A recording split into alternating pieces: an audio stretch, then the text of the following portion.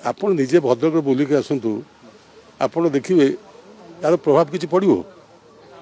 ବର୍ତ୍ତମାନ ମଧ୍ୟ ବି ଧରନ୍ତୁ ମୁଁ ଦଳ ଛାଡ଼ିଦେଲି, ଲୋକ କହିବେ ମୁଁ ଜଣେ ସୁବିଧାବାଦୀ, ମୋତେ MLA କଲେ, ମନ୍ତ୍ରୀ କଲେ, ଦଳର ଉପସଭାପତି କଲେ, ମୁଁ ଦଳ ଛାଡ଼ିଲି।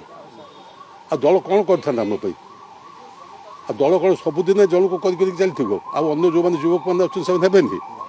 ତେଣୁକରି ଯେଉଁମାନେ ଯାଉଛନ୍ତି, ମୋର ଅନୁରୋଧ ସେମାନଙ୍କୁ, ସେମାନେ ପୁନର୍ବିଚାର କରନ୍ତୁ।